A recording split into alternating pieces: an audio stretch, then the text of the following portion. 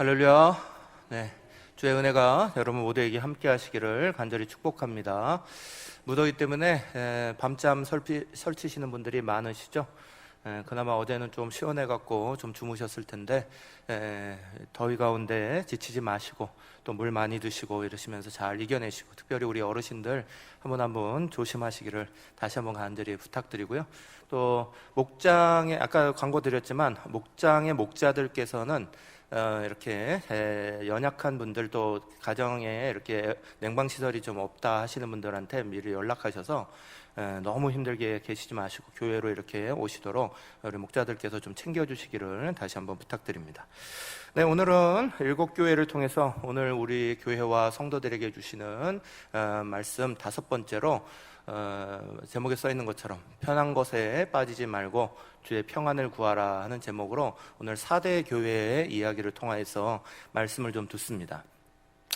먼저 이제 4대 교회에게 주시는 말씀 우리가 또 이해하려면 그 4대 교회 주변의 형편을 우리가 조금 살펴봐야 합니다. 이 4대라는 지역은 크지 않는 작은 성의 지역인데, 근데 위치가 너무너무 좋아서 그곳을 통하여서 많은 부가 형성될 수 있는 좋은 조건을 가지고 있는 그런 지역입니다. 4대 교회는 주전 6세기경에 리디아 왕국의 수도이기도 했고, 그래서 그곳에는 여러 가지로 이런 번창함이 많았던 지역입니다. 동서무역의 이런 무역로상에 이렇게 있었기 때문에 무역의 중심지가 되어서 상업이 많이 발달해서 그때부터 이제 무역이 활성화되니까 부가 많이 축적될 수 있는 것들이 있었고, 또 그 옆에 있는 투몰루스 강이라는 그 강을 주변으로 해서 비옥한 평야지대가 쫙 펼쳐져 있었습니다. 그래서 그 평야지대를 통해서 많은 곡식들 이런 것들을 수확할 수 있었기 때문에 이런 식량도 넉넉한 그런 지역이었습니다. 거기다가 목축하는 사람들이 그 양털들과 이런 것들을 이 성으로 보냈기 때문에 여기는 직물 제조하는 이런 업이 발달했어요. 그래서 그것 때문에 염직업이 많이 성하고, 이것으로 인해서 많은 사람들에게 뭐 옷이나 이런 것들이 제공되어서 이렇게 부를 축적할 수 있는 여러 가지 조건들이 많았습니다. 거기다가 금세공업이 많이 발달해서 아주 값비싼 그런 것들도 거래됐으니까 이 지역에는 부가 축적될 수 있는 많은 조건들이 있었습니다. 근데 그 부 때문에, 부를 가지는 것 때문에 주변에 이런 공격도 많이 당했어요. 그래서 파사의 고레스에 의해서 침략도 당했고, 또 헬라의 알렉산더에 의해서 점령도 당했고, 또 아수르의 수리아의 안디오커스에 의해서 침략도 당했습니다. 그러다가 이제 결정적으로 BC 17년경에 큰 지진이 일어나서 성이 다 와르르 완전히 무너져 버렸어요. 그래서 모든 것을 다 잃어버리는 상황이 됐는데, 이제 로마가 점령하면서 이제 로마가 다시 이것을 황제에 의해서, 이 티베리우스 황제에 의해서 다시 재건해 버립니다. 그래서 큰 부를 다시 얻을 수 있는, 여기가 워낙에 이제 좋은 지역이니까 지진으로 무너졌던 것을 다시 다 재건하고 일으켜서 티베리우스 황제로 말미암아 큰 부가 다시 들어올 수 있는 길을 열었습니다. 그래서 이 4대 지역은 여기 처음에 이렇게 주님 부르실 때에 살았다는 이름을 가졌다, 그렇게 말씀하시고 있어요. 그러니까 이 지역이 다 무너졌다가 다시 살아났다, 이런 거예요. 다시 살아나서 살았다는 이름을 가진 이제 그런 지역이 됩니다. 근데 이제 주님이 이제 그것을 빗대어서 우리 가운데 이제 신앙의 자리를 이렇게 가르쳐 주시는데, 신앙적으로 이 지역을 보면 이 지역이 그렇게 좋은 상황이 아니에요. 이 교회의 특징을 우리가 이렇게 계시록 3장 1절에서 6절까지 말씀 쭉 읽으셨잖아요. 거기에 보면 앞에 우리가 보았던 4개의 교회와 완전히 다른 게 있어요. 뭐가 다르냐? 첫째는 이단이 없어요. 그 이단에 대한 내용들이 한마디도 나오지 않아요. 거짓 선지자에 대한 것도 없어요. 핍박 황제 숭배에 대한 것도 없어요. 그래서 앞에 교회들은 이단에 대한 것들 때문에 또 거기에 여러 가지 핍박의 문제들 때문에 또 거짓 선지자들 때문에 교회가 굉장히 힘들고 어려운 시간들 속에서 이겨내는 것에 대해서 말씀하고 있는데, 이 사대 지역은 그게 없어요. 아예 말씀이 없고 완전히 신앙의 무풍지대가 돼버려요. 특별히 여기에 뭐 황제 숭배 때문에 핍박을 당해서 죽는 사람도, 순교하는 사람도 없었고, 이단이나 다른 문제 때문에 어려움도 없어요. 거기에 대해 부는 많이 축적되고 도시는 융성하고 경제적으로 넉넉하고 이런 상황이 되면, 그러면 우리는 흔히 생각할 때 그럼 교회가 안정적으로 잘 성장할 수 있게 않겠냐 생각하는데, 그런데 여기에 큰 함정이 있었던 거예요. 교회가 넉넉하게 잘 성장할 수 있는 좋은 환경이 다 됐는데 신앙생활에 열심을 내는 게 아니라 교회와 성도들이 무사한 일에 빠져버립니다. 신앙을 잃어버리는 상태가 됩니다. 그래서 말씀이 주시는 것처럼 살았다 이름 주지만 죽었다 이렇게 됩니다. 마귀가 주는 세 가지 어려운 시험이 있습니다. 제일 먼저 시험은 핍박과 어려움입니다.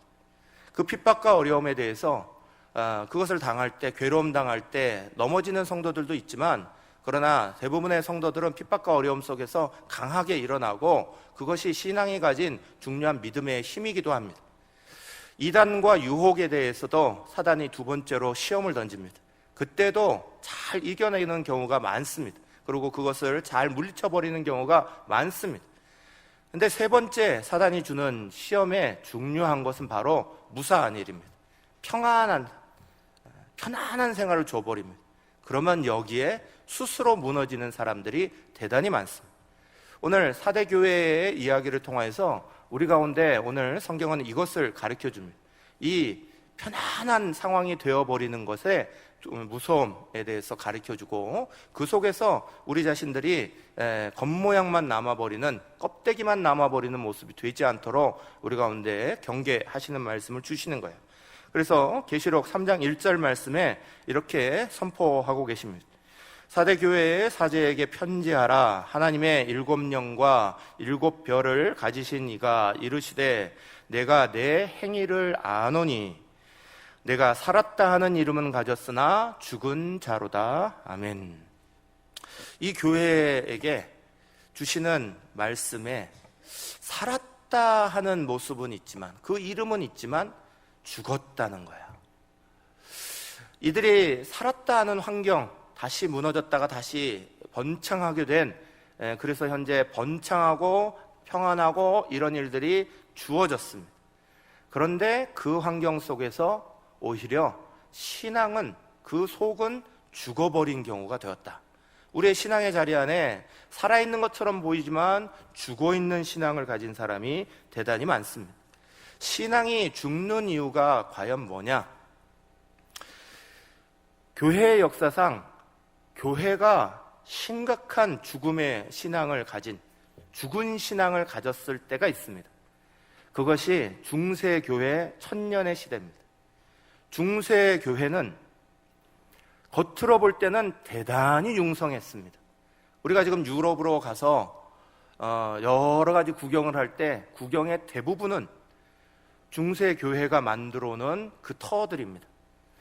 교회의 터들, 또 그것으로 말미암아 융성한 문화들, 이런 것들을 우리는 유럽에 가서 지금 많이 보고 있는데 텅텅 빈 모습들을 우리는 계속 보고 있죠. 유럽의 그 수많은 교회들이 중세시대를 지나면서 엄청나게 융성했습니다. 겉모습은 분명히 대단하게 성장했습니다. 십자군 전쟁까지 보내면서 그들의 힘을 과시하려고 했습니다. 그런데 실상은 중세교회는 죽었습니다. 왜 중세교회가 죽었습니까? 중세교회는 말씀이 없는 교회였어요. 말씀이 없다는 게 너무 교회의 아이러니죠. 그런데 실제로 성도들에게는 성경이 주어있지 않았습니다. 종교개혁이 일어나기 전까지 성경은 사람들에게 주어져 있지 않습니다. 성경은 그저 중요한 이런 문서처럼 교회에다가 유리관 안에 집어넣고 그것을 다 잠가놓고 그것에 대해서 훔쳐가지 못하도록 지키는 거였습니다. 그것을 볼 수 있는 사람은 그저 사제들 몇 명밖에 없었습니다. 그것도 사제들 중에서도 고급 사제들, 왜냐하면 그 말의 대부분이 자국어로 써 있지 않냐고 라틴어로 써 있었으니까. 그것을 읽을 수 있는 고급 사제들만 그것을 겨우 읽어 볼 수 있었습니다.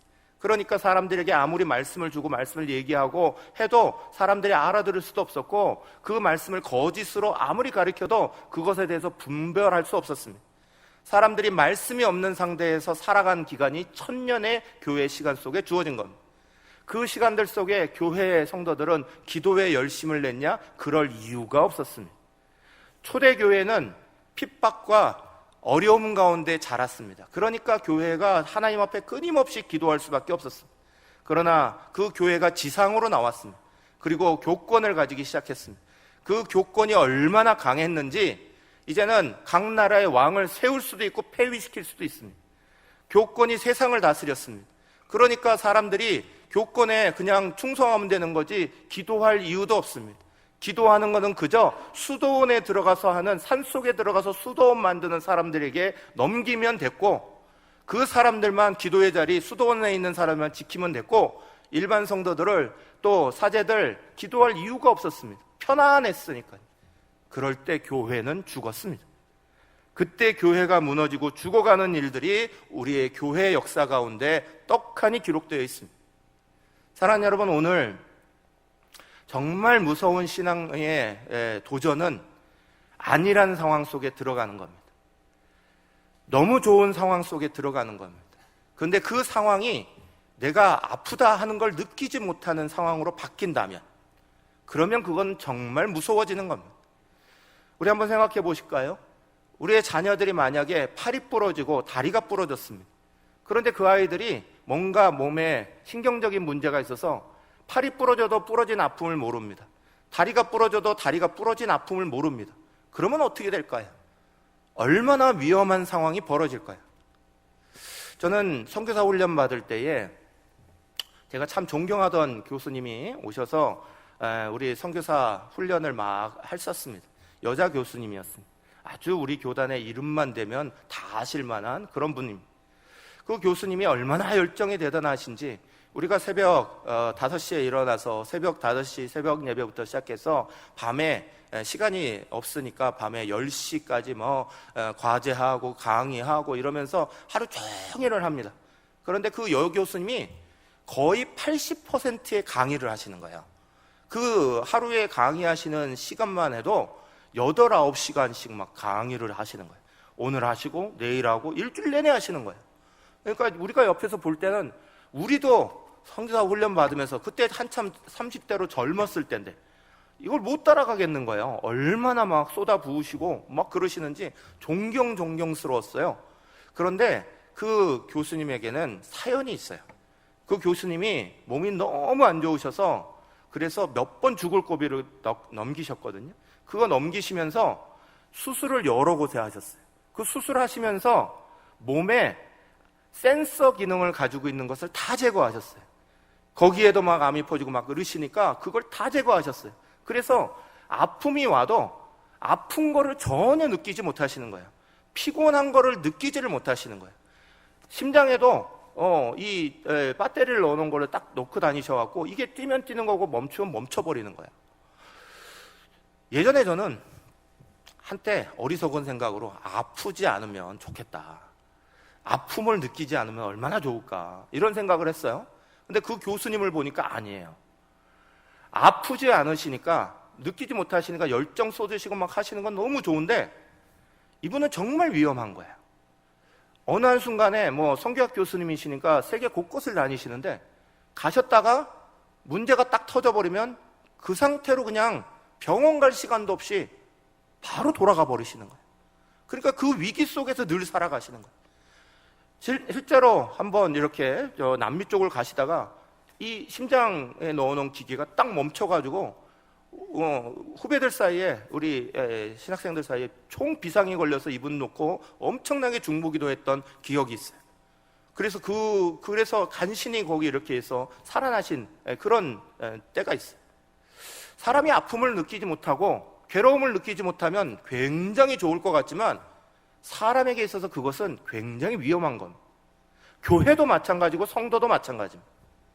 신앙생활을 하는데 아픔이 있고 괴로움이 있는 건 오히려 그것을 통해서 하나님 바라볼 수 있고 붙잡을 수 있는 기회가 되는데, 중세의 교회와 같이 아픔을 느끼지 못합니다.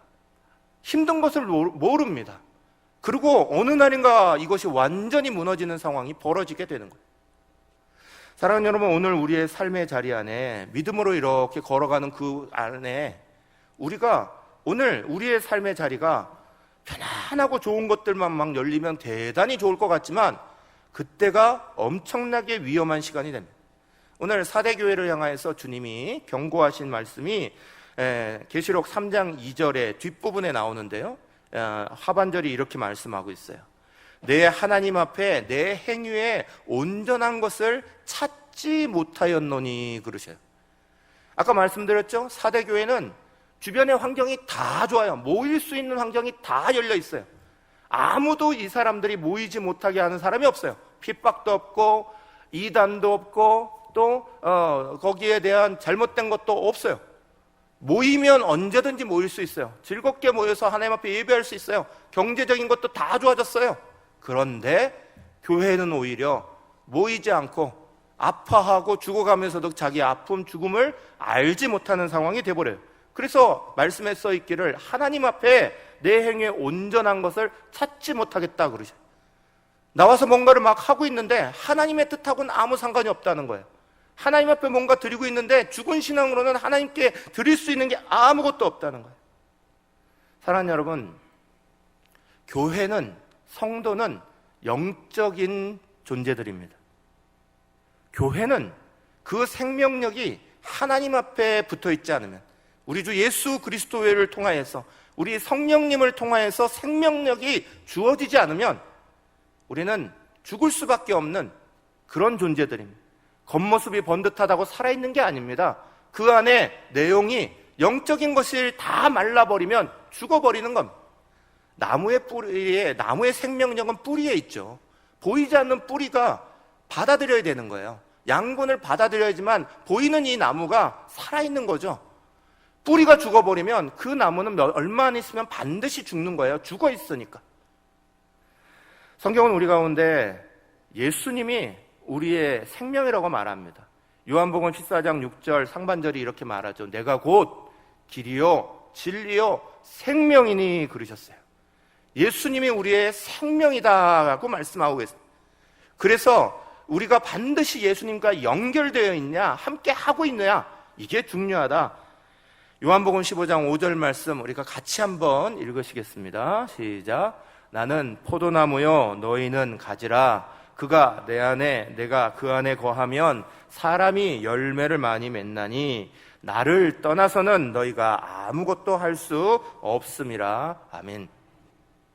중세교회는 말씀드린 대로 중세의 그 화려한 교회는 겉모습은 대단했습니다. 사대교회와 말씀하시는 것처럼 살았다 하는 이름이 그에게 있었습니다. 그런데 실상은 죽었습니다. 왜요? 주님과 붙어있지 않았으니까요.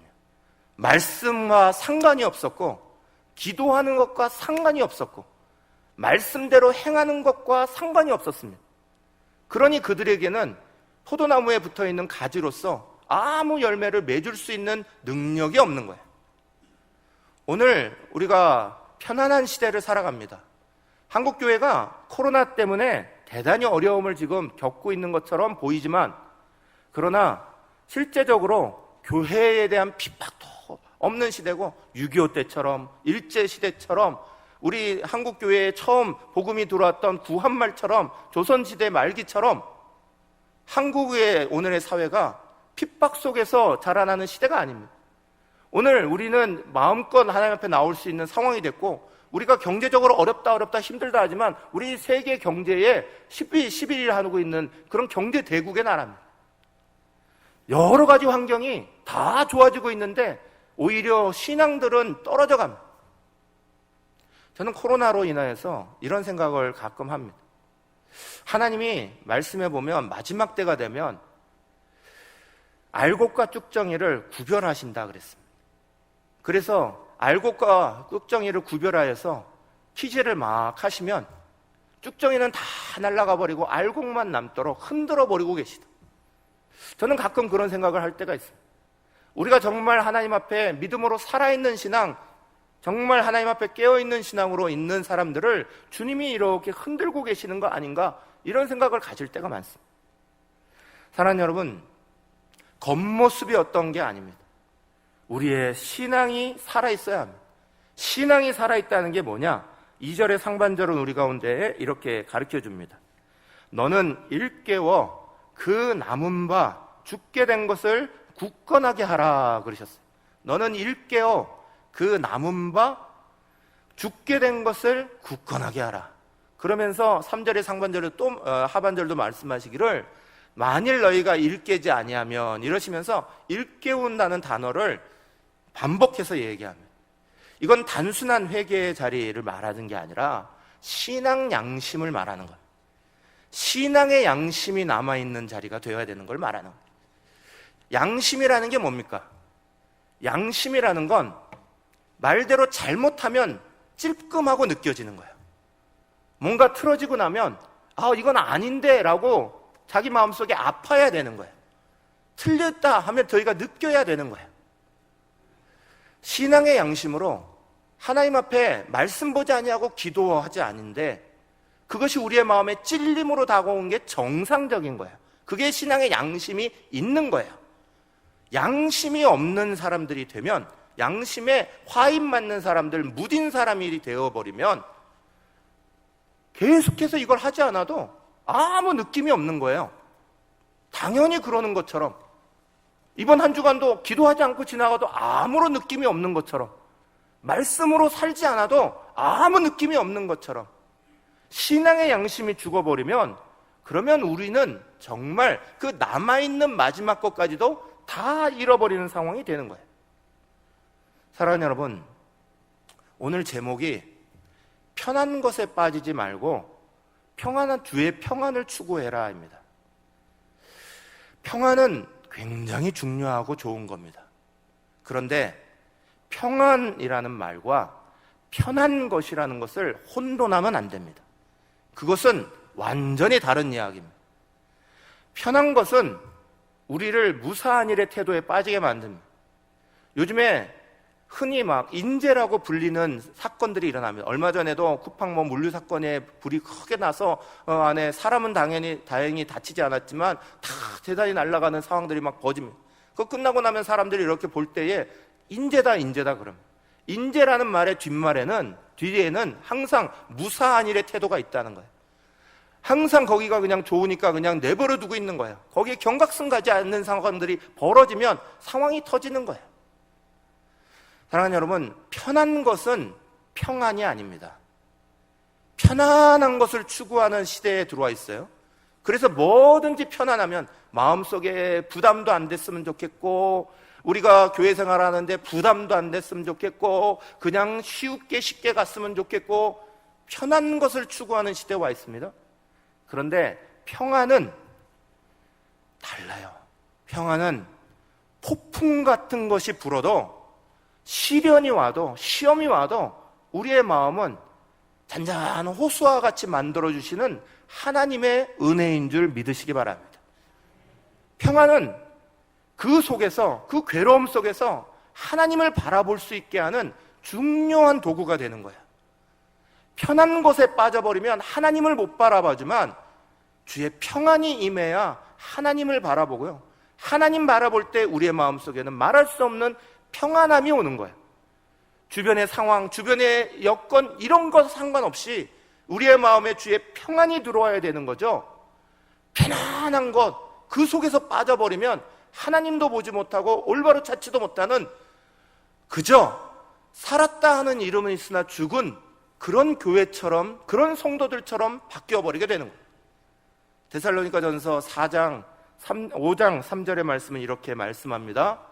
그들이 평안하다, 안전하다 할 그때에 임신한 여자에게 해산의 고통이 이름과 같이 멸망이 갑자기 그들에게 이르리니 결코 피하지 못하리라. 아멘. 성경에 보면 선지자들이 나오죠. 선지자들은 항상 똑같은 목소리로 외칩니다. 괴롭고 힘든 시간이 오면 그들에게 외쳐줄 때 걱정하지 마라, 걱정하지 마라 그럽니다. 하나님의 위로가 너와 함께 하신다. 하나님이 너를 도와주시니까 이 어려운 상황 이겨낼 거야. 걱정하지 마 메시지를 계속 줍니다. 그런데 주변이 다 편해지면 그러면 오히려 선지자들은 외치기를 이렇게 외칩니다. 조심해라, 조심해라. 경각심 가져라, 깨어 있어라. 이때가 진짜 위험한 때니까. 사랑하는 여러분, 저와 여러분들의 삶 속에, 신앙 속에 우리가 편한 것을 추구하면 안 됩니다. 편한 것은 자기 십자가를 지지 않게 합니다. 자기 십자가 없는 신앙을 만듭니다. 자기 희생이 없는 신앙을 만듭니다. 헌신이 없는 신앙을 만들어버립니다. 부담 없는 신앙을 만들어줍니다. 편한 것은 신앙이 아닙니다. 신앙은 부담 갖는 것이 당연한 겁니다. 봉사에 부담이 있어야 되는 거고, 헌금에 부담이 있어야 하는 거고, 믿음 지키려는 부담이 있어야 하는 거고, 부담 있는 것이 당연한 것이 신앙생활입니다. 그런데 그 속에서, 그 부담 속에 하나님 주시는 평안이 있는 거죠. 사대교회처럼 이름만 가지고 죽어버린 사람이 아니라, 살았다 하는 이름이 아니라 살아있는 신앙이 되어야 할 줄 믿으시기를 간절히 바랍니다. 마지막 계시록 3장 4절과 5절은 우리에게 그래서 이렇게 가르쳐줍니다. 그러나 사대에 그 옷을 더럽히지 아니한 자 몇 명이 내게 있어 흰 옷을 입고 나와 함께 다니리니 그들은 합당한 자로 자인 영고라.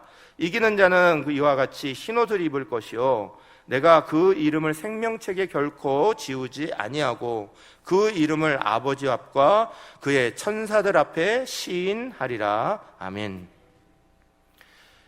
신앙 양심을 일깨우라고 2절 3절에서 먼저 말씀하신 그 주님의 말씀이 연이어서 마지막 남아있는 것, 그 남아있는 몇몇을 일으켜 세우기를 원하십니다. 우리가 우리의 신앙의 자리 안에서 여전히 하나님 앞에 붙잡고 나아갈 수 있는 그 작은 것들이 있다는 거예요. 그래서 그 작은 것들이, 그 남은 것들이 오히려 우리에게 떨어져 버린 그 믿음들을 일으켜 세우는 역할을 해준다는 거예요. 사랑하는 여러분, 저 여러분 모두에게 신앙적 양심이 살아있으시기를 간절히 축복합니다. 세계 지금 통계를 보면, 또 한국의 통계를 보면요, 기독교인들의 수가 20%, 우리 많았을 때는 뭐 25% 이렇게 나옵니다. 그런데 그 통계가 무슨 의미가 있습니까? 우리 예전에는 이런 용어를 많이 썼는데 요즘엔 잘 안 써요. 명목상의 그리스도인, 너미널 크리스찬이라고 말하는, 그냥 이름만 그리스도인으로 걸고 있다는 거야. 이름만 그리스도인으로 걸고 있는 사람들이 아무리 수가 많으면 무슨 소용이 있습니까? 그 안에 정말 예수님 영접하고 주님의 말씀 붙잡고 기도하고 그 안에서 충성 다하고 자기 희생의 십자가 지고 있는 사람이 몇 명이냐가 중요한 거지, 그 수가 얼마나 되느냐 얼마나 적으냐 이건 아무런 영향력을 미칠 수 있는 게 아니에요. 사랑하는 여러분, 교회나 성도나 사단도 참 약아서요, 죽어있는 교회, 죽어있는 성도들에게는 시험거리도 안 던집니다. 죽어있는데 시험을 줄 이유가 뭐가 있습니까? 이미 사단의 속에 들어가 버리면 그럼 뭐하러 거기에 시험을 던지겠습니까? 살아있는 성도들에게, 살아있는 교회에게 시험거리를 계속 던지는 거예요. 그것 때문에 우리는 어쩔 수 없이 하나님 말씀 붙잡고 기도할 수밖에 없고 하나님 앞에 간구할 수밖에 없고 그렇게 깨어있는 신앙을 살아가는 거예요. 사단도요, 죽어있는 교회, 죽어있는 신앙을 너무너무 잘 파악합니다. 하나님의 은혜가 없는 곳에는 절대 시험도 던지지 않습니다. 그냥 우리의 마음에 편안하고 좋다 하는 사람에게는 이 사단이 유혹도 던지지 않아요. 오늘 우리가 오히려 괴로움 당하고 어려움 당하고 있고 그 속에서 하나님 붙잡을 수밖에 없고 기도할 수밖에 없다면 오히려 감사하셔야 돼요. 하나님이 우리를 붙잡고 계시고 그걸 사단이 먼저 알고 있으니까 장난치고 있는 거야. 사랑하는 여러분, 저 여러분 모두가 죽어있는 신앙이 아니라 살아있는 신앙이 되어야 할 줄로 믿습니다. 정말로 우리가 하나님 앞에서 깨어있는 신앙으로 만들어가는 것, 그게 중요한 거죠. 마지막 마치면서요, 재미있는 얘기 하나 해드리고 마치려고 합니다. 예전에 서울에 굉장히 재미있는 사건이 하나 있었습니다. 어떤 여대 앞에 붕어빵 리어카가 있었는데요, 그 붕어빵이 엄청난 히트를 친 거예요. 사람들이, 그 여대생들이요, 줄에 서갖고 줄줄줄줄 서가지고 매일 뭐 엄청난 양이 팔리고 너무너무 잘 된 거예요. 그러다가 결국은 그 붕어빵 장수가 그 여대에 생하고 그 여대에 다니는 학생하고 나중에는 결혼까지 해요. 그러니까 그냥 붕어빵 장수가 아니에요. 왜 그 여대생이 자기 남편으로 그 붕어빵 장수를 선택했냐? 왜 그 여대에 있는 수많은 학생들이 그 붕어빵집에 정말 호떡집 불나듯이 붕어빵집을 맨날 드나들면서 그걸 사 먹었냐? 그 리어카에 이렇게 딱 써붙여놨어요. 뭐라고 써붙여놨냐면, 저는 절대로 어제와 똑같은 붕어빵을 굽지 않습니다, 이렇게 써놨어요. 저는 절대로 어제와 똑같은 붕어빵을 굽지 않습니다. 붕어빵에다가 새로운 거 시도해봐야 얼마나 시도하겠습니까? 붕어빵이 붕어빵이지, 붕어빵이 무슨 엄청난 케이크 되는 것도 아니고, 거기 바꿔봐야 얼마나 대단한 거 바꾸겠습니까? 그런데도 날마다 새로운 걸 추구합니다. 날마다 바꿔가려고 노력합니다. 그래서 그 맛이 사람들에게 널리 알려지고요, 대히트를 치고 인생의 자리를 바꿔버렸습니다. 사랑하는 여러분, 예레미야가 3장에 보면 하나님이 우리를 향하여 뭐라고 말씀하시냐? 나는 아침마다 새롭다 그러셨어요. 하나님도 우리에게 다가오실 때마다 아침마다 똑같은 하나님으로 찾아오시는 적이 없습니다. 여러분, 아침에 눈을 떠보십시오. 뜨시고 창문 너머로 하늘을 바라보세요. 그 하늘이 똑같았던 하늘이 한 번이라도 있으신가요? 하나님이 우리에게 다가오시는 은혜가 한 번이라도 새로운 것으로 다가오시는 적이 있으십니까? 우리의 신앙도 말마다 하나님을 향하여 나아갈 때 어제와 다른 신앙이 돼야죠. 지난주와 똑같은 교사들이 되면 안 되죠. 지난주와 똑같은 봉사자가 되면 안 되고 찬양대가 되면 안 되죠. 지난주와 똑같은 모습으로 하나님 앞에 나아가려고 하면 안 되죠. 우리도 하나님 앞에 서려고 할 때 우리에게 날마다 새롭게 다가오시는 하나님을 새로운 마음으로 만나셔야죠. 죽어있는 신앙이 아니라 살아있는 신앙으로 만나셔야죠. 오늘도 새로운 하나님의 은혜로 만나셔야죠. 붕어빵 장수도 어제 구운 것을 오늘 굽지 않습니다 내거는데, 그리스도인으로 이 땅을 당당하게 살아가는 믿음의 사람들이 우리의 자리를 어제와 똑같고 그제와 똑같고 지난달과 똑같고 작년과 똑같고, 살았다 하는 이름은 있으나 죽어있는 모습이 되지 마십시다. 하나님의 은혜 가운데 새롭게 결단하고, 하나님, 지난번에 섬겼던 것보다 오늘 다른 모습으로 또 섬겨 나가겠습니다. 오늘 다른 모습으로 하나님 앞에 드리겠습니다. 우리의 오늘 모습이 어제와 다른 모습으로 새로운 모습으로 주님 앞에 나아가오니 우리에게 은혜를 주시고 또 주님의 은혜를 새롭게 만나는 역사가 있게 해주십시오. 그게 저와 우리 사랑하는 성도들 모두가 드려야 되는 기도인 줄로 믿습니다. 사랑하는 여러분, 모양이 아니라 살아있으십시다. 이름이 아니라 살아있으십시다.